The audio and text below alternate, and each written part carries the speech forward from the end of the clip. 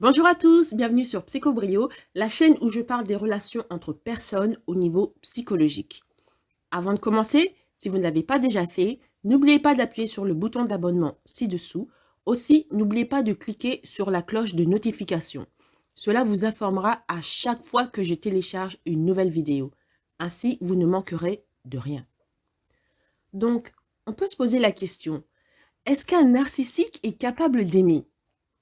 Que vous soyez un enfant, un adulte, un époux ou un autre membre de la famille d'une personne atteinte d'un trouble de la personnalité narcissique, l'un des aspects les plus difficiles de cette relation est de comprendre le fait que cette personne ne vous dira jamais «je t'aime». Ce sujet, c'est un peu contradictoire, dans le sens que le narc peut vous dire qu'il vous aime, et même dans certains cas, il peut même y croire. Il peut pendant un certain temps vous mettre sur un piédestal et vous traiter comme un roi ou une reine. Après avoir fait la preuve de cruauté, le narc peut même parfois manifester des sentiments qui ressemblent à des remords. Pour renforcer cela, il peut faire des promesses de changement. Dans certaines circonstances, il peut se comporter de manière bienveillante, voire affectueuse et généreuse. Mais ces manifestations théâtrales qui peuvent apparaître comme de l'amour sont en fait conditionnelles et égoïstes. Il s'agit au mieux d'un attachement sentimental ou d'une idéalisation qui s'effondrera et dégénérera en déception, en critique, en rage croissante, en abus en série et possiblement en abandon. Cela, peu importe à quel point il vous a posé sur un piédestal et à quel point il faisait que vous vous sentiez spécial. C'est ce qui s'est passé dans la relation entre Emma et Guillaume. Un jour, Emma en a eu assez des critiques constantes de Guillaume ainsi que de ses crises de rage. Ce soir-là, quand Guillaume est rentré du travail, il a eu la surprise de constater qu'Emma avait plié bagages et qu'elle était partie. Atterré, il l'a appelée chez sa mère et lui a supplié de rentrer. Il a dit qu'il était désolé de sa conduite et lui a promis qu'il allait changer. Emma, toujours amoureuse de Guillaume, a décidé de lui donner une autre chance. De retour chez Guillaume, tout s'est bien passé. Guillaume se comportait très bien. Il lui achetait des fleurs, il l'emmenait au restaurant. En bref, il prenait bien soin d'elle. Il était attentionné. Toutefois, après quelques semaines seulement, son caractère disgracieux a commencé à refaire surface. Il devenait impatient, nerveux et vindicatif. Très vite, les crises et les rages ont une fois de plus fait partie de la vie habituelle d'Emma avec Guillaume. Beaucoup agréeront que quelqu'un qui vous force à vivre dans une atmosphère constante de peur et de tension nerveuse ne vous aime pas. Donc, on peut se demander, dans une situation comme celui d'Emma, est-ce que Guillaume l'a vraiment aimé? Certaines personnes vont même jusqu'à dire que les narcissiques ne vous a jamais aimé. Pourquoi? Parce que les narcissiques pathologiques ne peuvent pas aimer. Ils sont arrêtés sur le plan du développement mental et affectif à un âge de formation, c'est-à-dire qu'il s'est passé quelque chose de significatif qui a eu un résultat négatif dans leur vie avant l'âge adulte. Par exemple, dans d'autres vidéos, spécialement sur celui des mères narcissiques et leurs filles, je parle de Sheila. Sheila a eu une adolescence relativement normale jusqu'à ce qu'elle ait 18 ans. À 18 ans, elle est tombée amoureuse d'un homme marié et elle s'est débrouillée pour tomber enceinte de cet homme. Pourquoi? Parce qu'elle voulait que cet homme quitte sa femme et son enfant et la marie elle, qu'il vive avec elle. Mais bien sûr, les choses ne sont pas passées comme elle l'espérait. L'homme n'a jamais quitté son épouse et sa fille et il a complètement négligé Sheila et le bébé qu'elle a eu avec lui. Donc ça a été un choc, ça a été une rupture dans sa vie normale. Cette histoire de tomber enceinte et d'être plaquée par cet homme, ça a été une rupture. Et son développement s'est arrêté à ce moment-là. Donc elle avait 18 ans, son développement s'est arrêté. Le choc était tel que son développement s'est arrêté à 18 ans. Donc peu importe qu'elle ait 20 ans, 30 ans, 40 ans, 50 ans, etc., mentalement, quand vous étudiez Sheila, quand vous passez du temps avec elle, vous réalisez que même si elle a 50 ans, mentalement, elle a toujours 18 ans. Ses réactions et la manière dont elle traite les gens, etc., c'est comme une fille de 18 ans, non pas comme une fille, pardon, comme une femme qui a 50 ans. À 50 ans, vous avez un niveau d'expérience et de sagesse qui est différent, qui est beaucoup plus élevé que celui d'une jeune femme de 18 ans. Mais parce que ça, mentalement, sa rupture a eu lieu, la rupture de son développement a eu lieu quand elle avait 18 ans, et ben Sheila est restée à l'âge de 18 ans. Et c'est malheureusement ce que beaucoup de personnes qui vivent avec des narcissiques constatent. Si vous avez par exemple des parents narcissiques et quelque chose de terrible, d'extraordinaire mais terrible leur est arrivé à un certain âge, vous vous réalisez que dans leur réaction face à l'adversité, eh bien, ils réagissent comme un enfant de cet âge. Par exemple, quelqu'un quelqu'un qui a été molesté, disons, à 7 ans, et qui n'a pas eu de thérapie, qui n'a pas eu d'aide, et qui a développé, après ça, des tendances au narcissisme, eh bien, quand cette personne est face à l'adversité, au conflit, à des tensions nerveuses, etc., eh bien, cette personne va réagir comme quelqu'un qui a 7 ans, non pas comme quelqu'un qui a 37 ans. Quelqu'un qui a 7 ans va exploser, va faire une crise de rage, etc. Mais un homme de 37 ans, eh bien, il est beaucoup plus résilient, beaucoup plus calme, il est beaucoup plus logique. Il va pas faire une crise de rage, il va penser aux conséquences de ses actions. Donc, il va se contrôler. Donc, on voit que les narcs ont vécu un attachement perturbé, souvent avec leurs parents ou un adulte qui avait une forme d'autorité sur eux. Cela a déclenché une prédisposition au chaos et à la manipulation. Ils n'ont pas compensé ces déficits de leur développement précoce. Par conséquent, ils ne parviennent pas à intégrer un sentiment stable d'identité et d'estime de soi, et ils n'apprennent pas à s'engager avec empathie avec les autres. Au lieu de cela, ils restent primitivement égocentriques tout au long de leur vie, peu importe à quel point ils peuvent devenir sophistiqués dans d'autres domaines. Par exemple, ils peuvent être docteurs, ils peuvent être supermodèles, ils peuvent être ci ou ça, ils sont toujours primitivement égocentriques. Pour revenir à l'histoire de cette personne qui réagit comme quelqu'un qui a 7 ans au lieu de quelqu'un qui a 37 ans, l'une des raisons pour lesquelles cette personne réagit comme ça, c'est parce que cette personne n'a pas pris de thérapie, n'a pas soigné son mal intérieur. Et le narcissisme s'est développé.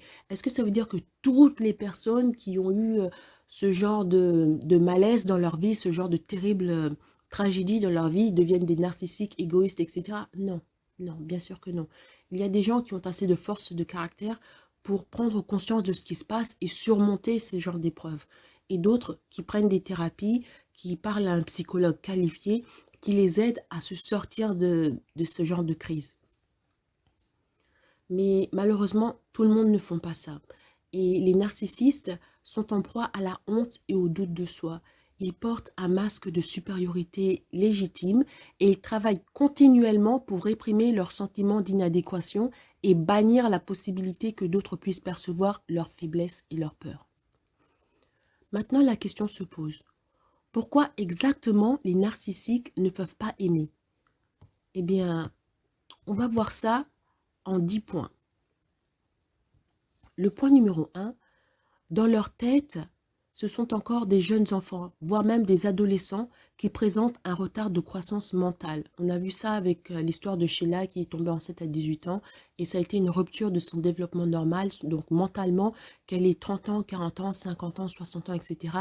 Quand elle est en face de l'adversité ou de tensions, etc., etc., elle agit non pas comme une femme de son âge, mais elle agit comme une jeune femme de 18 ans. Point numéro 2, ils n'ont pas appris à s'aimer. Bon, dans une autre vidéo, j'ai parlé de Guillaume, un peu plus de son passé. Par exemple, sa mère, c'était une femme horrible qui le traitait de tous les noms, qui le persécutait en tant qu'enfant. Donc, Guillaume n'a pas appris à s'aimer. Les parents de Guillaume ne lui ont pas donné de l'amour. Vous savez, c'est un peu comme cuisiner un repas gourmet. Si vous n'avez pas appris à cuisiner un repas gourmet, ou disons un repas, je dis un repas gourmet, eh bien, vous ne pouvez pas aller chez votre voisin et lui cuisiner un repas gourmet. Pourquoi? Parce que vous ne savez pas comment on fait.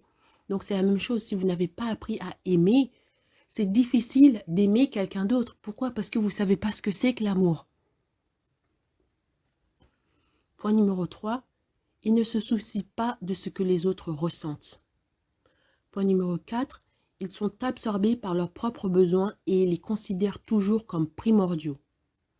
Point numéro 5, ils projettent leur manque d'empathie sur les autres. Point numéro 6, ils manquent d'assez de conscience de soi, c'est-à-dire qu'ils n'ont pas assez d'intelligence émotionnelle pour se rendre compte que le mal qu'ils font ont des effets dévastateurs sur les autres. Par exemple, ils peuvent venir chez vous et vous traiter de tous les noms, vous insulter, etc., etc. Ça va vous blesser. Mais eux, ils ne se rendent pas compte que ce qu'ils disent, ça vous blesse en fait. C'est au plus profond de votre âme, ça vous détériore. Ça, ils ne se rendent pas compte. Eux, tout ce qu'ils savent, c'est que ils ont dit ce qu'ils voulaient dire et que maintenant, ils se sentent mieux.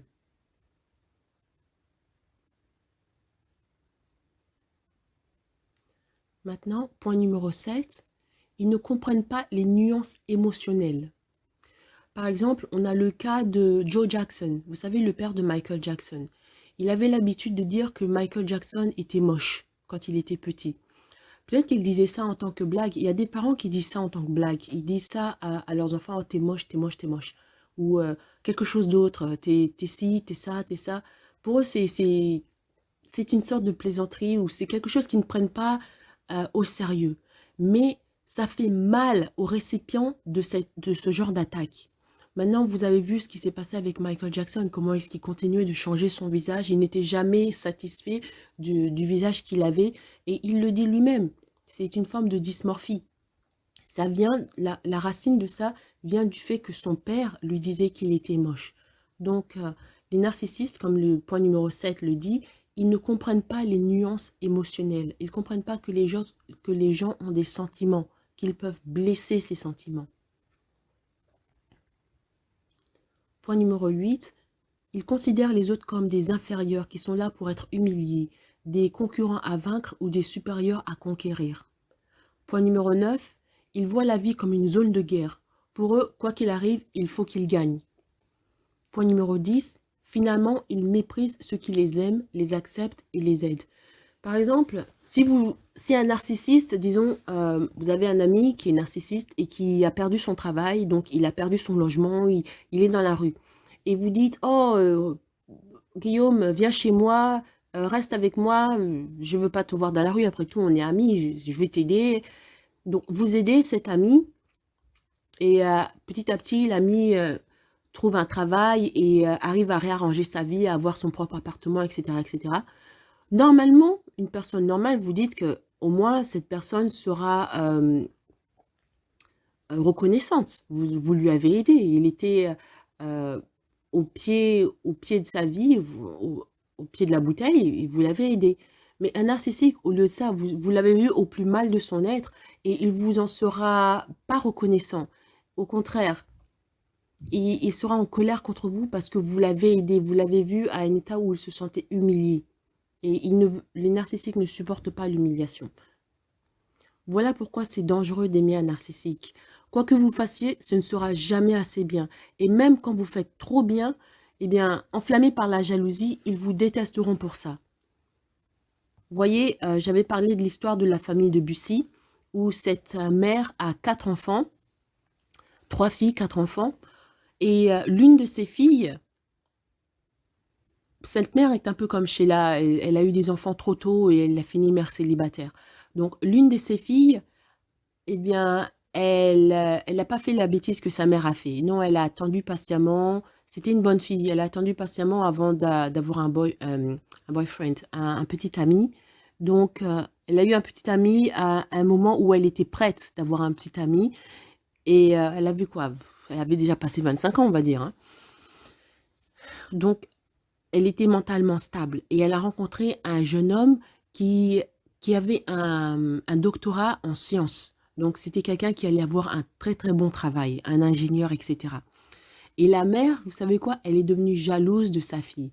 C'est ça que je dis que quoi que vous fassiez, ce ne sera jamais assez bien pour eux. Une mère normale serait contente, serait fière. Waouh, c'est ma fille, je l'ai bien élevée. Après tout, elle a pas eu d'enfant en dehors du mariage. Elle n'a pas une vie dont les espoirs sont saccagés. Elle n'a pas fait ci, elle n'a pas fait les bêtises que moi j'ai fait, etc., etc. Non, elle attend et en plus de ça, elle trouve un homme qui est très très gentil, qui a un bon travail, qui est respectueux, enfin un homme qui est bien.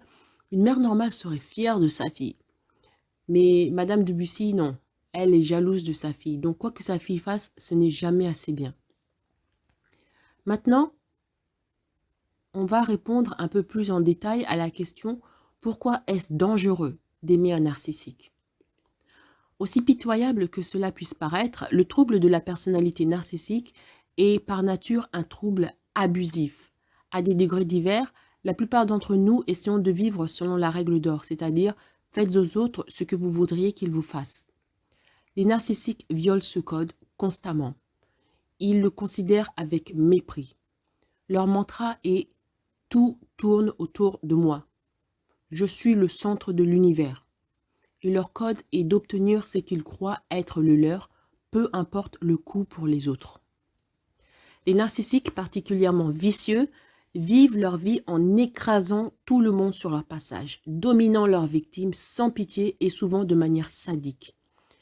Aimer un narcissique signifie une vie de souffrance, car il ne vous aimera jamais en retour. Et cela vous expose à des problèmes mentaux, émotionnels, physiques, et j'en passe des vertes et des pas mûres. Les personnes atteintes du trouble de la personnalité narcissique, au fond, ne respectent personne. Et ils pissent sur les règles tacites de la bienveillance, c'est-à-dire le savoir-vivre avec les autres. Non, eux, ils aiment manipuler, exploiter, mentir, projeter, trahir, garder rancune pour toujours. Ils nient, ils vivent submergés par la honte. Ils blâment les autres, ils se moquent des autres, ils appâtent les autres, ils les rabaissent, ils les négligent. Et en plus de ça, ils sont vindicatifs. Donc, vous devez vous demander, est-ce que c'est ce que je veux vraiment? Est-ce que je veux vraiment finir avec quelqu'un comme ça? Ils vous isoleront du soutien de ceux qui vous aiment et du soutien de ceux qui peuvent vous aider. Ils détruiront votre estime de soi, vous blâmeront pour leur comportement et vous abuseront émotionnellement, psychologiquement, physiquement, parfois même sexuellement. De leur point de vue, vous êtes un objet pour eux. Vous n'êtes pas une personne. C'est pour cela qu'ils se justifient par vous traiter en vous traitant avec mépris. Si vous pensez que vous êtes tellement exceptionnel que vous pouvez les changer, les apprivoiser et les guérir de leur peine afin de partager votre amour et votre dévouement, alors vous êtes exactement le genre de proie qu'ils recherchent. Merci d'avoir écouté cette vidéo. Avant de partir, n'oubliez pas de vous abonner et de partager cette vidéo en ligne. Il y a sûrement quelqu'un que vous connaissez qui se demande si les narcissiques sont vraiment capables d'aimer. Aussi, si vous avez aimé mon contenu, pensez à m'offrir un café. Merci pour votre soutien, c'est très apprécié. Merci et à bientôt.